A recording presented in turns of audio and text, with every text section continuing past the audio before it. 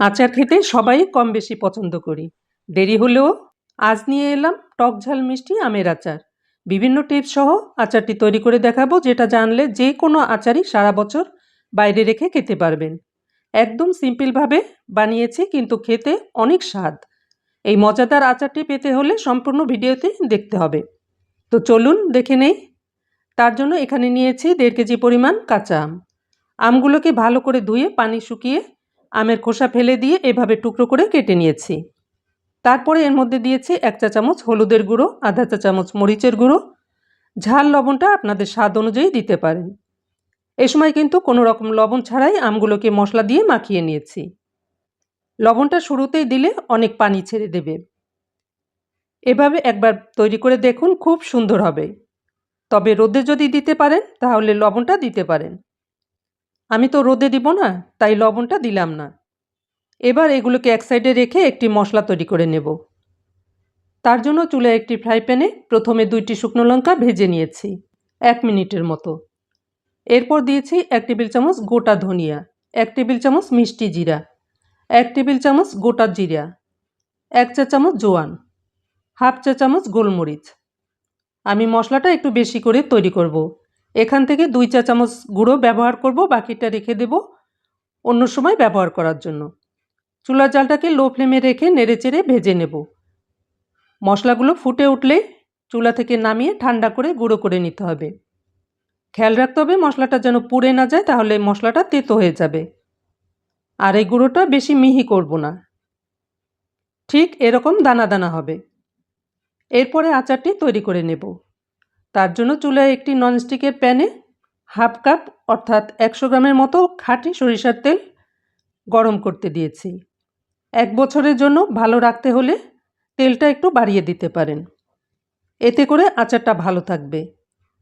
তেলটা গরম হলে এর মধ্যে দিয়েছি 1 চা চামচ গোটা পাঁচফোড়ন, আর দিয়েছি 2টো শুকনো লঙ্কা। লঙ্কা দুটোকে ছিঁড়ে দিয়েছি। 2টো তেজপাতাও দিয়ে দিয়েছি। এরপরে নেড়েচেড়ে দিয়েছি। এ সময় সুন্দর একটা গন্ধ পাবেন। খেয়াল রাখতে হবে মশলাটা যেন পুড়ে না যায়। এরপর এর মধ্যে হলুদ মরিচ দিয়ে মেখে রাখা আমগুলো দিয়ে দিয়েছি।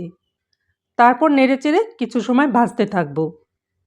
এতে করে আম থেকে যে পানিটা ছাড়বে সেটা শুকিয়ে যাবে। লবণটা কিন্তু এখনও দেব না, কোন সময় দিব তাই দেখতে থাকুন। এ সময় চুলার জালটাকে মিডিয়াম রেখে ভেজে নিতে হবে। অনবরত নেড়েচেড়ে ভাজতে হবে। পানিটা শুকিয়ে মশলাটা যখন ভাজা ভাজা হয়ে যাবে এবং সুন্দর একটা অ্যারোমা বের হবে, তখন এর মধ্যে দিয়েছি 2 কাপ চিনি। চিনিটা আপনাদের স্বাদ অনুসারে বাড়িয়ে কমিয়ে দিতে পারেন। তারপর নেড়েচেড়ে মিশিয়ে জাল করে নেব। কিছু সময় পরে দেখবেন চিনি গলে গিয়ে পাতলা হয়ে যাবে এবং এতে আমগুলো সিদ্ধ হয়ে যাবে। দেখুন কতটা পানি পানি হয়ে গেছে। এভাবে প্রায় 10 থেকে 15 মিনিট ধৈর্য সহকারে জাল করে নিতে হবে। আর মাঝে মাঝে নেড়ে দিতে হবে, তা না হলে নিচে লেগে যেতে পারে। দেখুন বন্ধুরা, আচারের কালারটা চেঞ্জ হয়ে গেছে, আমটাও সিদ্ধ হয়ে গেছে। এ সময় হালকা হাতে নাড়তে হবে। এখন দিয়েছি লবণ। এখানে হাফ চা চামচের একটু বেশি লবণ দিয়েছি। আর দিয়েছি বিট নুন হাফ চা চামচ। এতটুকুই লবণ দিয়েছি, লাগলে পরে চেক করে দিতে পারেন। প্রথমে লবণটা বেশি দেয়া যাবে না। এরপর গুঁড়ো করা মশলার থেকে 1 চা চামচ মশলা এর মধ্যে দিয়ে দিলাম। আরও 1 চা চামচ দিব, সেটা রান্নার শেষে। দিয়েছি 1/4 কাপ ভিনেগার, এটা দিলে আচারটা ভালো থাকবে। তারপর হালকা হাতে নেড়েচেড়ে মিশিয়ে নিয়েছি। দেখুন বন্ধুরা কি সুন্দর লাগছে। আমগুলিও একদম গলে যায়নি। আমাদের আচারটা প্রায় হয়ে গেছে। এই সময় আরও 1 চা চামচ ভাজা মশলার গুঁড়ো দিয়ে দেব। এখন আর বেশি সময় রান্না করব না। নেড়েচেড়ে মিশিয়ে নিয়ে চুলার জালটাকে বন্ধ করে নামিয়ে নেব। দেখুন কত সুন্দর লাগছে। আচারটা যখন ঠান্ডা হবে তখন পরিষ্কার কাচের বয়মে ভরে রেখে দিতে হবে। প্লাস্টিকের বয়মে রাখা যাবে না, তাহলে আচারটা নষ্ট হয়ে যাবে। মাঝে মাঝে যদি রোদে দিতে পারেন তাহলে অনেক ভালো হয়। আর আচারটা ভালো রাখার জন্য আরেকটি টিপস আমি বলে দিচ্ছি।